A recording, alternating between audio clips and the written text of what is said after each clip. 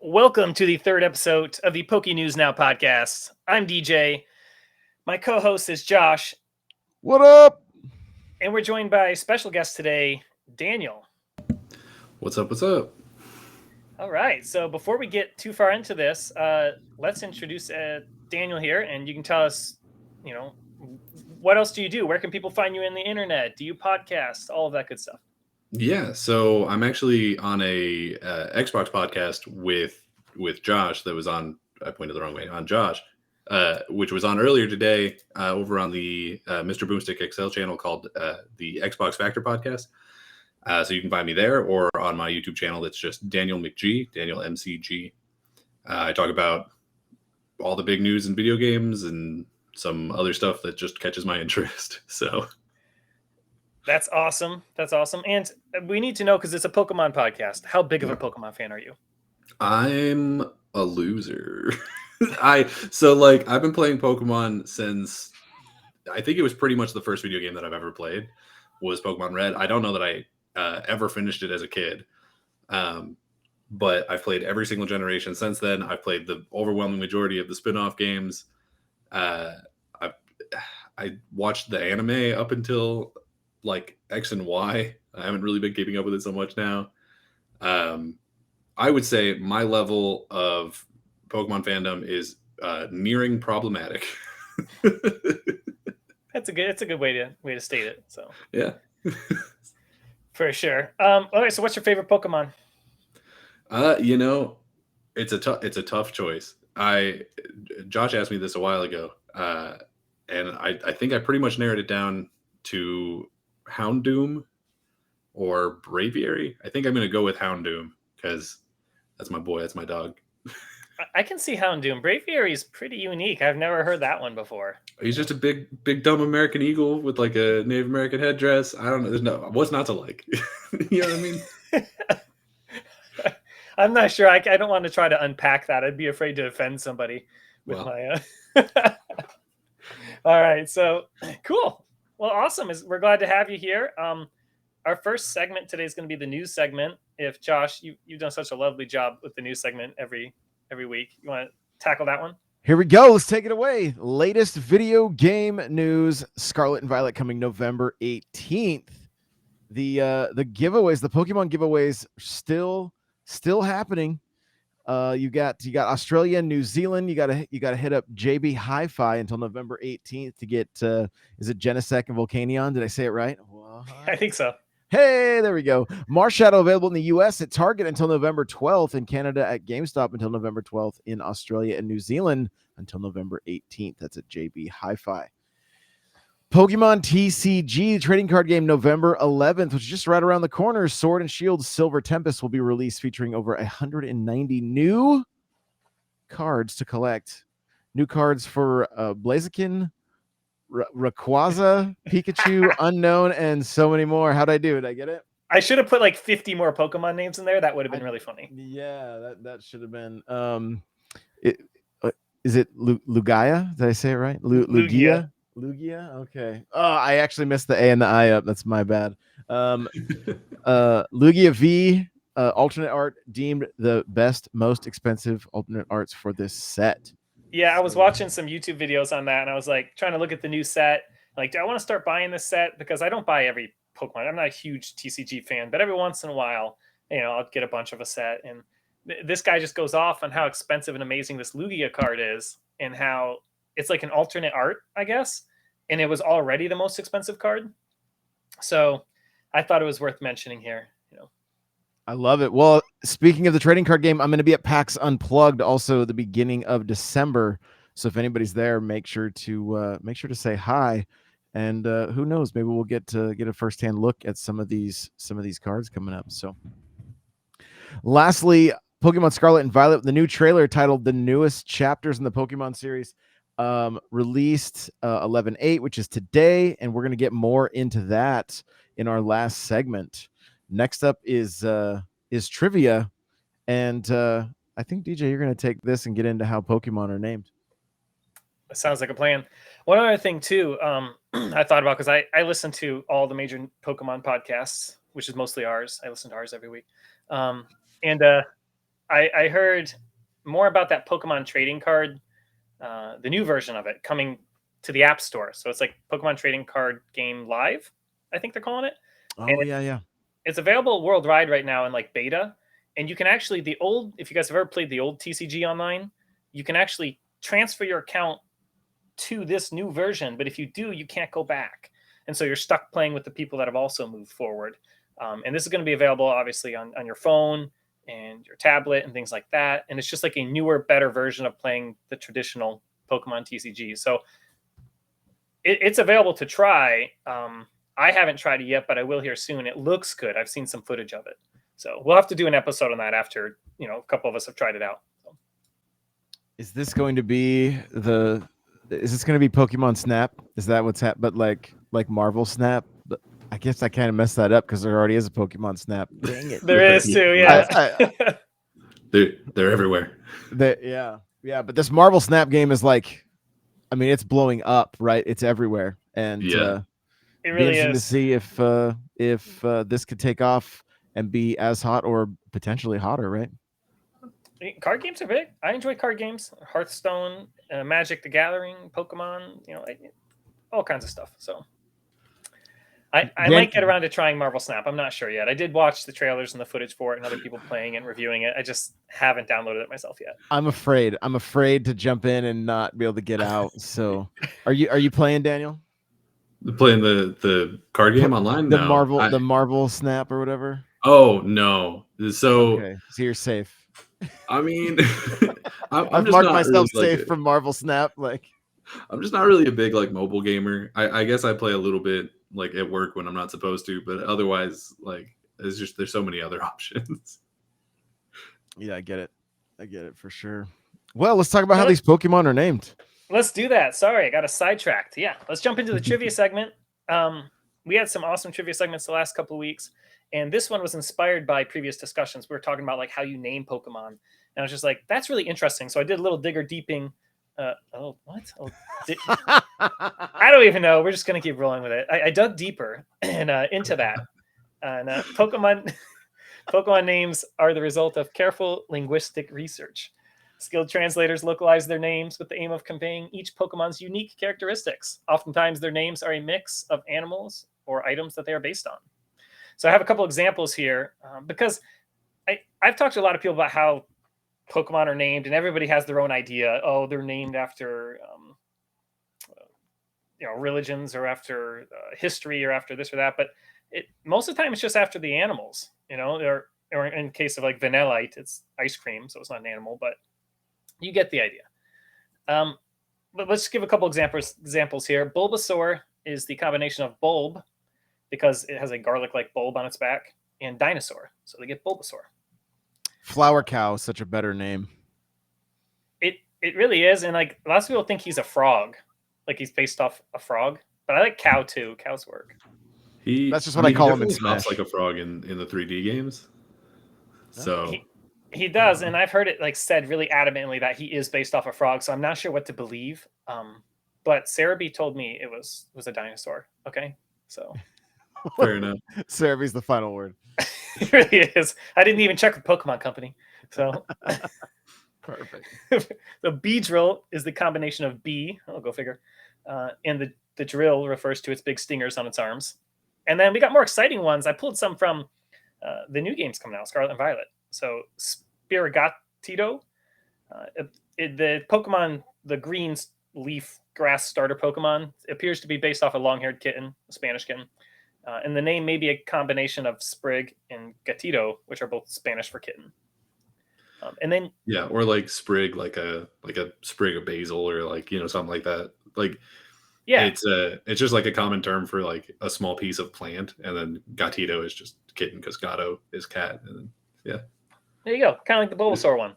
Yeah, some of them they'll throw words in there that are part of another language, because obviously the English version of the names are different from the other versions. Butterfree in German is some ridiculous thing that people always like to laugh about. I can't remember what it is right now, so maybe I shouldn't have brought it up. But some of the ones that they put together here, the names are like there's a new one for the new generation called Cerulean Edge, Cerulean Edge, because he's a guy who has blue sword arms, so cerulean blue edge blade, right? And it's like, cool, got it down.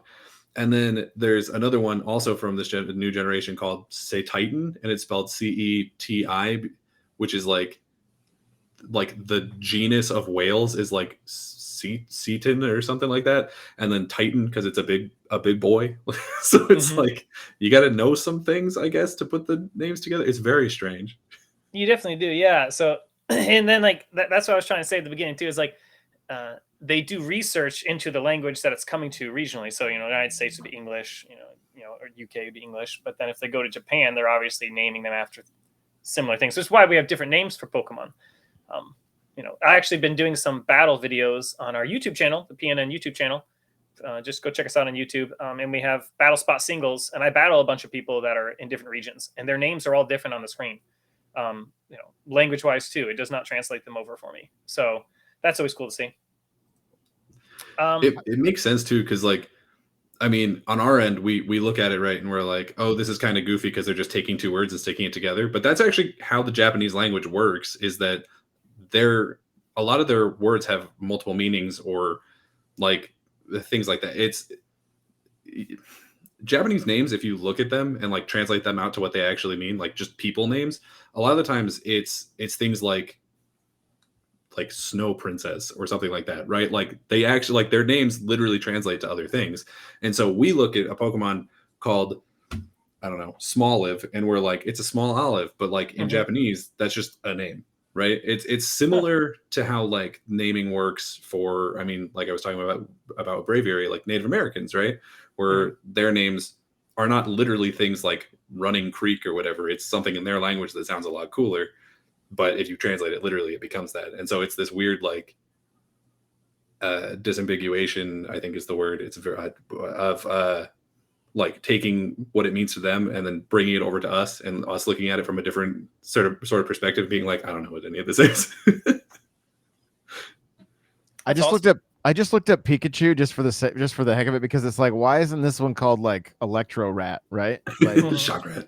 Like, and apparently it's a combination of two Japanese onomatopoeia, that's a fun word to say, pika pika, a sparkling sound, and choo choo, a sound a mouse makes, and that's where you get Pikachu.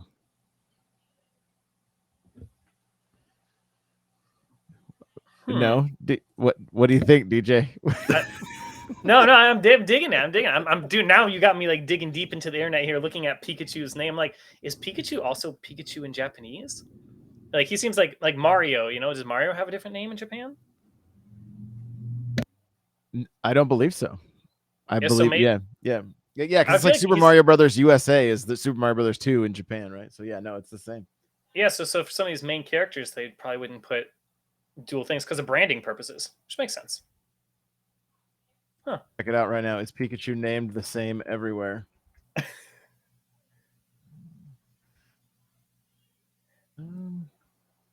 While you pull that up, yeah, I'm gonna go after Gimmighoul here.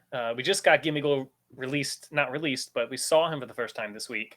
And people are saying he's a combination of Gimme, or Gimmick, and Ghoul. And when you put it all together, it kind of sounds like you're saying, give me gold, because he's sitting in a little treasure chest and he wants to collect gold.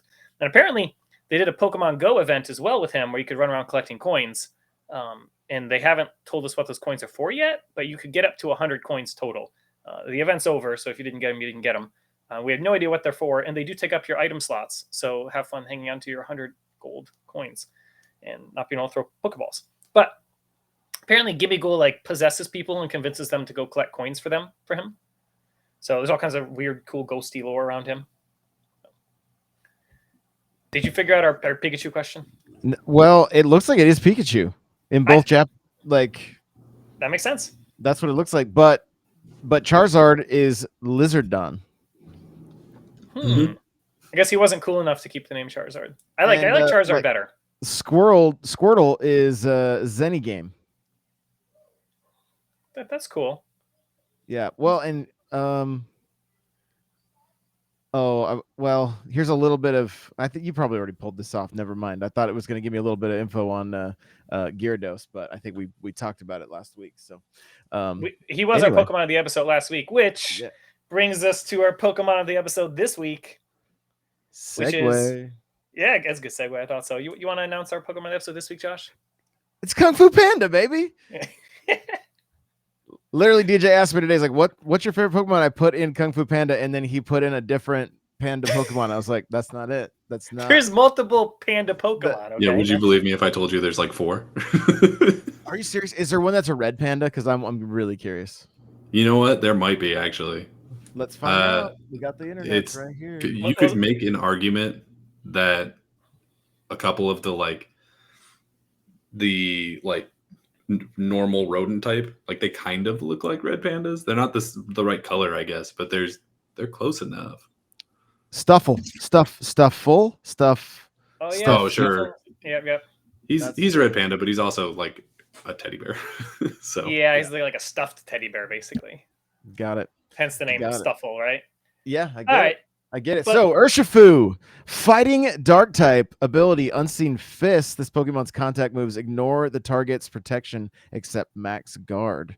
Smogon ranks him as, did I say that right? Smogon ranks him as Uber tier. Most common EV spread 252, spread 252, attack 4, special defense. Most common nature jolly and adamant. Most common held item choice band. Most common moveset wicked blow, close combat, U-turn, stone edge, or ice punch for additional coverage. Some random facts. It evolves from, is it Cubfu? Is that right? That sounds right to me. When shown the scroll of the Towers of Two Fists, I remember doing this in game. It was a lot of fun, actually. So which one did you choose? The single strike or the rapid strike? I don't remember. I don't remember. I didn't even know there was 2 types until I pulled it up. So yeah, I feel like I did rapid because I feel like thinking when I look back and when I think about the moves, I think I did rapid. So, but I don't know.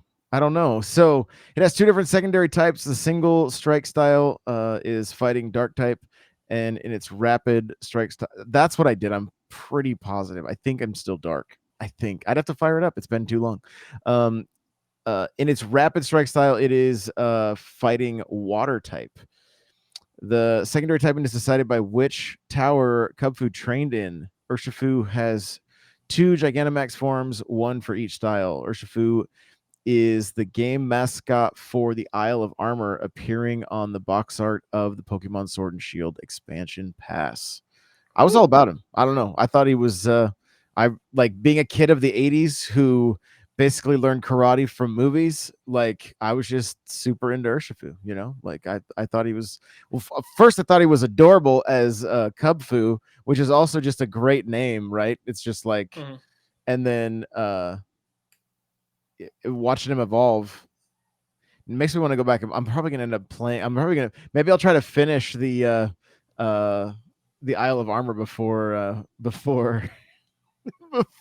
Scarlet and Violet, because I haven't finished it yet. So don't tell anybody. I haven't finished it either. But as you can see, this week I'm I'm recording YouTube videos doing battling and Sword and Shield. So like, I'm like, what? Isle of Armor? I don't know what's going on there, but I'm online fighting people. So I should probably go get myself an Urshifu. I don't have one. That's terrible. And is it one of those things you have to have the DLC in order to even have him? Is that the way it works, kind of? I think so, yeah. And speaking of having to have something to like get it, I think the other Pokemon that they just released, the Gimmighoul, I think they're saying that his roaming form you have to get in Pokemon Go. I'm not 100%.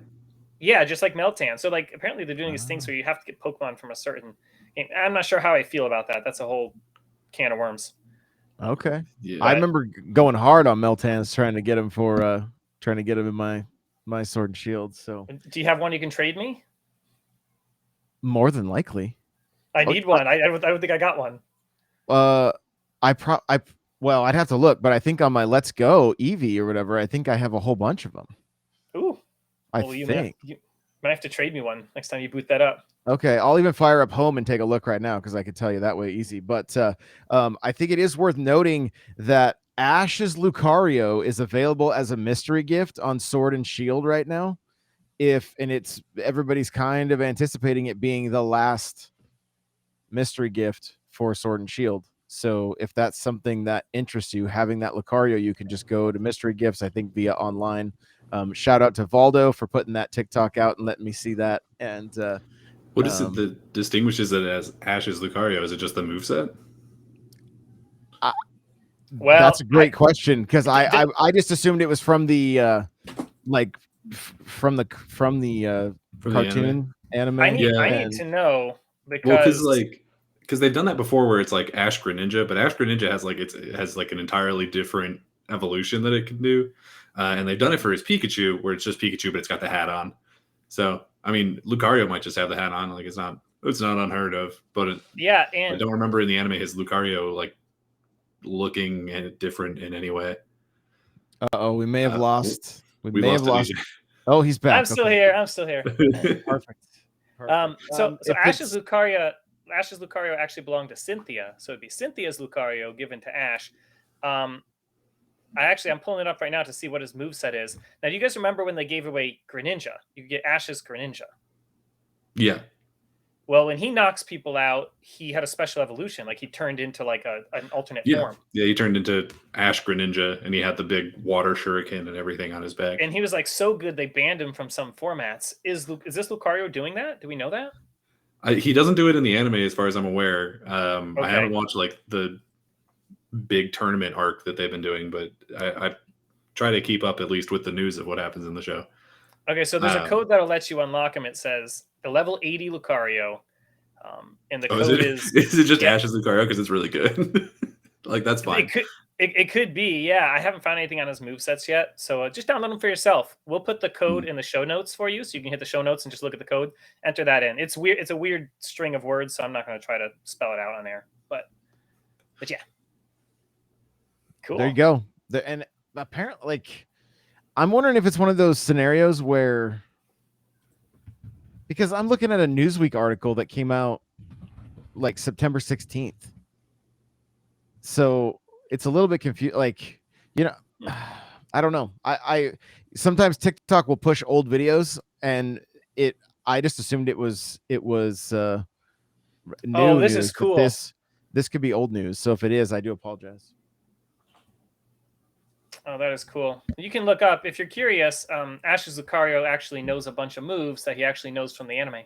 So you can pull that up too. There's lots of cool, interesting tidbits on it. We're not going to go through it all, but according to this article, it says be sure to claim Ash's Lucario before Thursday, September 29th.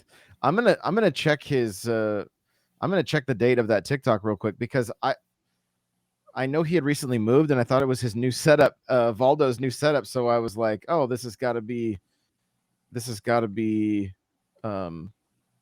accurate and new. I'll keep looking it up while we jump into, here we go, mystery gift. No, it is. It's an old TikTok that just started going viral again. So everyone's trying to claim their Lucario now. Apparently, like it threw me off. I thought that based on it being potentially the last one, I'm like, oh, it's close to the date. It makes sense. Yeah. But also marketing reasons, they're like, why are we pushing people into Sword and Shield anymore? We want to sell them the new game, right? So sure. Misinformation. I'm so sorry. We are fake news. Forgive me. Yeah, that's all right. It's all right. Let's just pretend we'll roll right into it. If you're listening to this in the past, then be sure to claim your Lucario. Yeah, there you go. If you time jumped on us, and if not, we have a main topic that is very relevant to today. So we're in November right now, and Pokemon, the latest Scarlet and Violet trailer just released. It's titled on YouTube, The Newest Chapters in the Pokemon Series. It has Ed Sheeran in the title too, I think, because his song Celestial is the background music for it. What did you guys think of this? What did you guys think of this new trailer? I liked it a lot. I really like that song. I think it's really funny to put it in a Pokemon trailer because Pokemon trailers are like probably the most reacted to thing on any platform, and to have this like super duper trademark song in it. I've watched like 2 or 3 breakdowns on it, and every single time they start playing it, they're like, "And here's my music because this is copywritten." It's really Oh fun. yeah, that's interesting. Well, luckily Josh is playing it for us here, and we won't hear the music for it. But I love the music. I liked it a month ago when Ed Sheeran put it on his own personal channel. I like it here as background music. I like when they hire an artist to come in and do a song for a game and or trailer. Good example is Super Smash Bros. That intro song. That's Oh yeah. Well, and having when they brought having Post Malone do the whole Pokemon, was it like some kind of anniversary or something where he was like in the metaverse? Really? And I don't even remember that. He also the done one a that bunch came of to mind stuff for for me was Magic the that Gathering. they brought in Skrillex to do a song for Kingdom Hearts 3. Hey, I think it's cool. I don't have a problem with that. I like Ed Sheeran. I like Pokemon. So Yeah, I think it's a good combination. The music video for the song itself is good as well. This trailer though, I feel like with the exception of the 2 new Pokemon or potentially 2 new Pokemon forms, it's unclear, being revealed, I feel like this trailer actually didn't really tell us kind of anything, which is weird considering that it's supposedly the last trailer before Scarlet Violet comes out. That's kind of what it said, right? And then it didn't say it Yeah. on the English version, but in the Japanese version or in the Asian versions, like it had a title in there that said "Final Trailer," and I'm like, Yeah. I wonder if that's like a typo because it's the final cut of, I don't know, but who knows? Maybe it's 10 days before the game comes out, so they also just might this might just be like the launch trailer or whatever. But and we haven't seen the starter evolutions yet. Yeah, and I on some levels I'm good with that because this is I think going to be the first Pokemon game in 2 or 3 generations that I'm going into not already knowing what every single Pokemon in it looks like. But if there was one spoiler that I would want, it would be what the final evolution of the starters look like so that I can make the right choice at the beginning, because you can't undo that. And I don't want to be, 10 hours in and then be like, oh, Sprigatito turned into a turd. So is that the one you're going with? Is that the starter if you don't get to see anymore? Think so. At some point, like I think I work the day it comes out, so someone will have already evolved it by the time I get off work. So I'll just spoil what they look like before I actually pick one, because I cannot make the wrong choice. It'll crush. It would have to be really bad for it, an evolution, for me not to pick the grass starter this time. I think I'm really leaning that way, and I don't always choose grass starters. I do most of the time, but last generation I took Cinderace or Scorbunny. I really loved him the whole time, so I even play with him on my teams. So I like that Pokemon so much. But yeah, definitely going back to grass this time.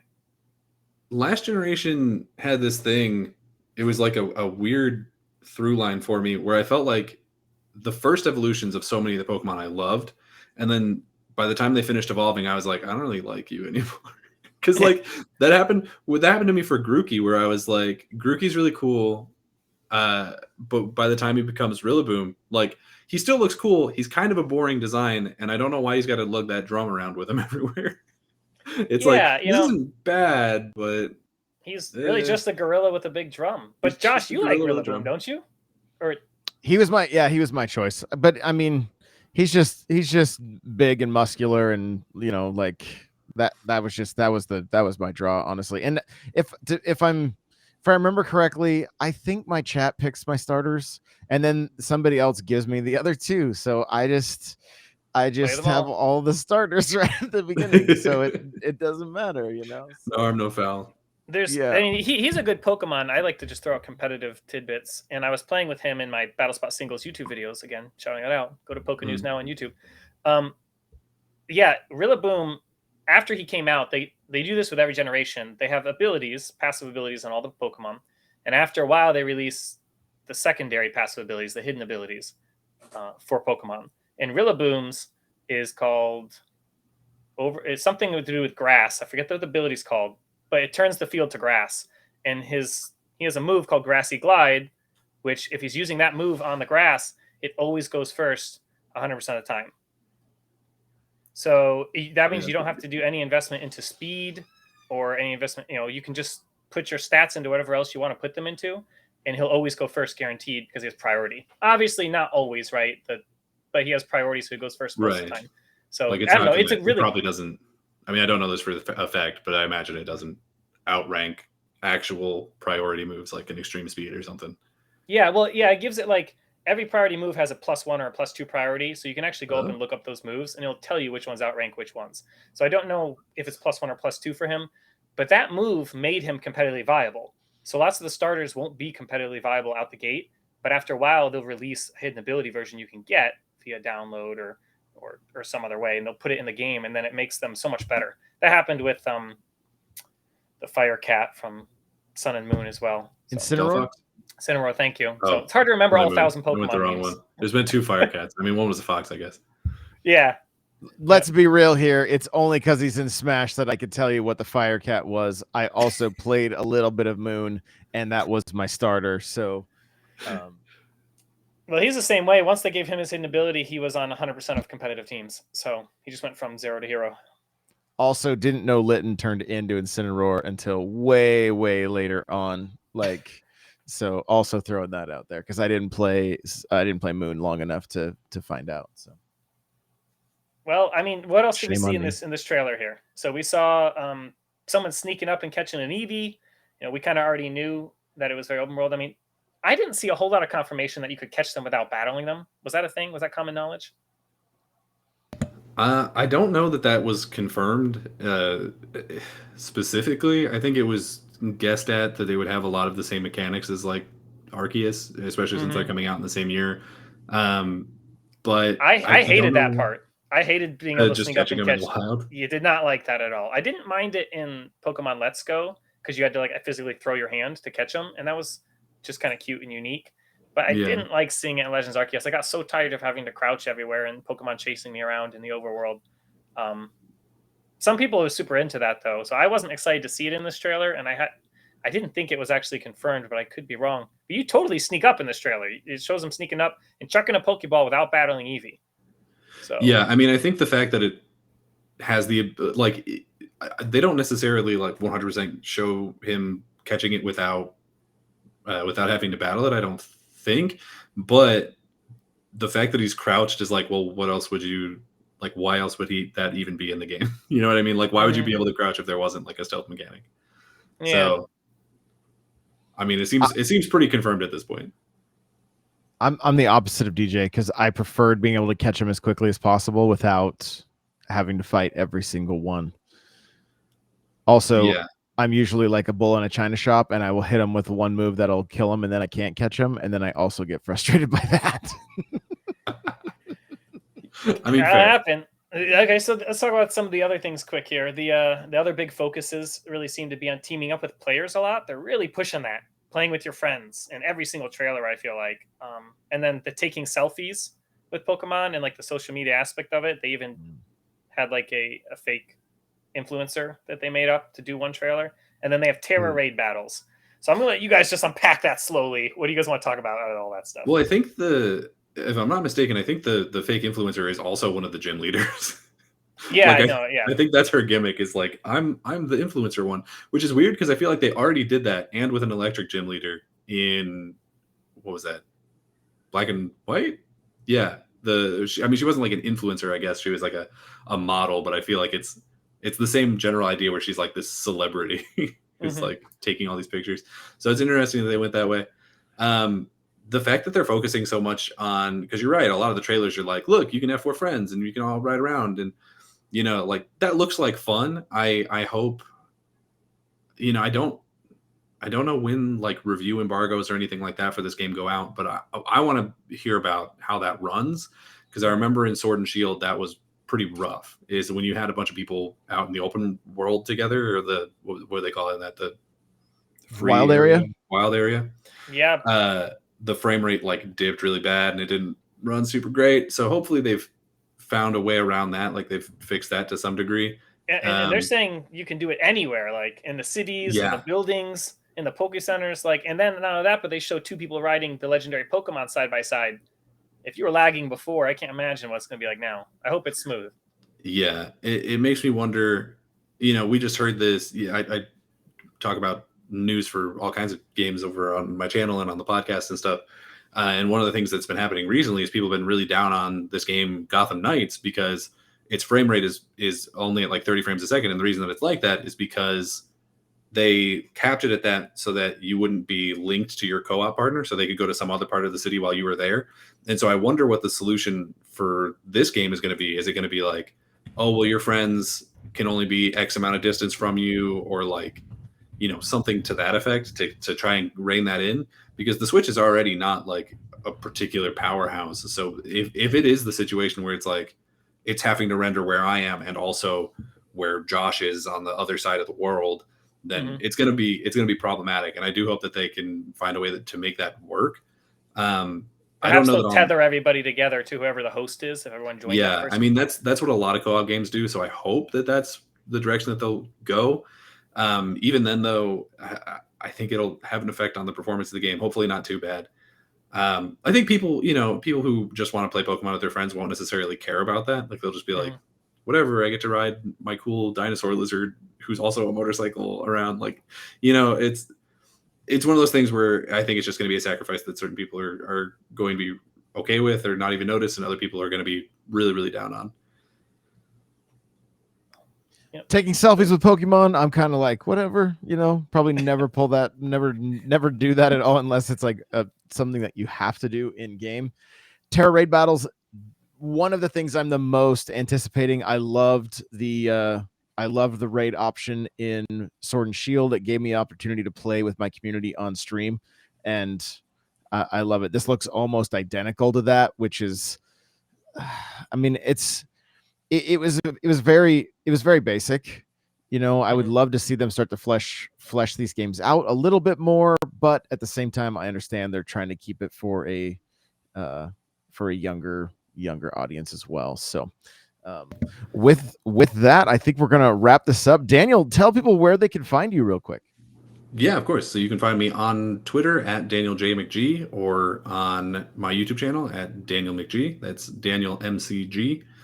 I'd love to see some of you guys come on by.